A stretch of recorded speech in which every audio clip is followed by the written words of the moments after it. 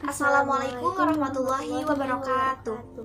Perkenalkan, nama saya Putri Nurjana dari kelompok 7 penyakit sindrom pramenstruasi.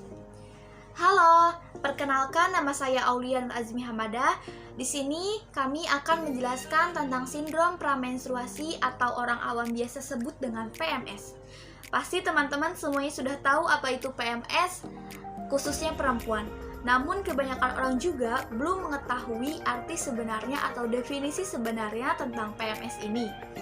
Nah, di sini juga kami akan menjelaskan gejala-gejala yang muncul pada PMS, faktor penyebab apa sih yang bisa menyebabkan PMS itu terjadi, terus hal-hal apa aja sih yang akan kita lakukan ketika PMS itu sedang terjadi pada kita khususnya perempuan.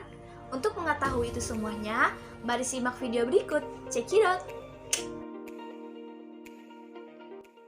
Definisi dari PMS atau pramenstruasi sindrom atau disebut juga dengan sindrom pramenstruasi adalah suatu kondisi yang terdiri atas beberapa gejala fisik, emosi, dan perilaku yang dialami oleh seorang perempuan sebelum siklus menstruasi datang, yang menyebabkan ia mengalami gangguan dalam fungsi dan aktivitas sehari-hari. Gejala-gejala tersebut akan menghilang saat menstruasi tiba. Kemudian keluhan pada PMS merujuk pada kumpulan gejala akibat perubahan hormonal yang berhubungan dengan siklus haid dan ovulasi ketegangan sebelum haid terjadi, beberapa hari sebelum haid, bahkan sampai menstruasi berlangsung. Terjadi karena ketidakseimbangan hormon estrogen dan progesteron menjelang menstruasi. Kemudian selanjutnya ada faktor penyebab dari PMS atau pramenstruasi sindrom. Nah, di antaranya yang pertama ada faktor hormonal. Jadi faktor hormonal yaitu terjadi ketidakseimbangan antara hormon estrogen dan progesteron. Jadi kadar hormon estrogen sangat berlebihan dan melampaui batas normal. Sedangkan hormon progesteron menurun. Hal ini menyebabkan perbedaan genetik pada sensitivitas sel reseptor dan sistem pembawa pesan yang menyampaikan pengeluaran hormon seks dalam sel. Nah, yang kedua ada faktor kimiawi. Faktor kimiawi sangat mempengaruhi munculnya pramenstruasi sindrom atau PMS ini. Bahan-bahan kimia tertentu di dalam otak seperti serotonin berubah-ubah selama siklus menstruasi.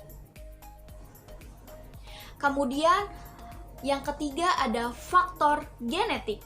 Faktor genetik juga memainkan suatu peranan yang sangat penting, yaitu insidensi PMS 2 kali lebih tinggi pada kembar 1 telur dibandingkan kembar 2 telur. Yang keempat ada faktor psikologis atau yang biasa disebut dengan faktor fisikis, yaitu sangat besar pengaruhnya terhadap kejadian PMS.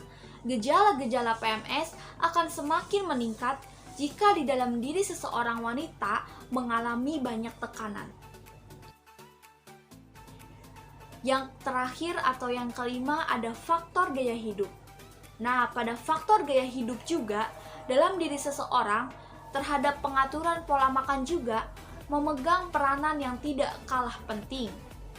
Makanan terlalu banyak atau sedikit sangat berperan terhadap gejala-gejala PMS. Nah, di dalam PMS juga terdapat beberapa gejala-gejala. Gejala-gejala pramenstruasi sindrom dikelompokkan ke dalam 3 symptoms, yaitu yang pertama adalah behavior symptoms. Gejala ini mencakup lelah, insomnia atau susah tidur, makan berlebihan, dan perubahan gairah seksual. Yang kedua juga terdapat gejala psikologik symptoms. Gejala ini mudah tersinggung, mudah marah, dia juga mudah depresi, tiba-tiba mudah sedih, dia juga tiba-tiba suka cengeng, terus cemas, susah konsentrasi, bingung, sulit istirahat, dan merasa sering kesepian. Yang ketiga yaitu ada physical symptoms. Secara fisik muncul juga gejala seperti sakit kepala, payudara bengkak, serta terasa keras, nyeri punggung, nyeri perut, dan rasa penuh, bengkak pada bagian kaki dan tangan, Terus terdapat juga gejala mual, terdapat juga nyeri otot dan persendian. Faktor-faktor yang meningkatkan risiko PMS yang pertama, wanita yang pernah melahirkan, yaitu PMS semakin berat setelah melahirkan beberapa anak, terutama bila pernah mengalami kehamilan dengan komplikasi seperti toksina. Yang kedua, status perkawinan.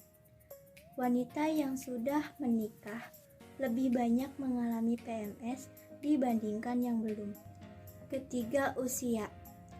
PMS semakin sering dan mengganggu dengan bertambahnya usia, terutama antara usia 30 sampai 45 tahun. Yang keempat, stres. Faktor stres memperberat gangguan PMS. Yang kelima, diet. Faktor kebiasaan makan seperti tinggi gula, garam, kopi, teh, coklat, minuman bersoda, produk susu, makanan olahan memperberat gejala PMS. Yang keenam, kekurangan zat-zat gizi seperti kurang vitamin B, terutama B6, vitamin E, vitamin C, magnesium, zat besi, seng, mangan, asam lemak linolet. Kebiasaan merokok dan minum alkohol juga bisa memperberat gejala PMS. Hal-hal yang harus dilakukan PMS atau pramenstruasi yaitu yang pertama, mengurangi makanan bergaram berupa tepung, gula, kafein, dan coklat. Yang kedua, meningkatkan makanan tinggi kalsium dan vitamin C seminggu sebelum menstruasi. Yang ketiga, konsumsi makanan berserat dan banyak minum air putih. Yang keempat, jika darah yang keluar banyak, maka memperbanyak makanan yang mengandung zat besi. Dampak dari penyakit sindrom pramenstruasi terbagi menjadi dua, yaitu yang pertama, psikososial. Psikososial yang mengakibatkan berkurangnya kinerja, masalah perkawinan, bunuh diri, pembunuhan, pemukulan anak. Yang kedua, kelainan medis. Kelainan medis yaitu mengakibatkan masalah perilaku, migrain, epilepsi, dan asma. Sekian dari kelompok kami, kurang lebihnya mohon maaf. Terima kasih, semoga bermanfaat untuk kalian semua. Wassalamualaikum warahmatullahi wabarakatuh.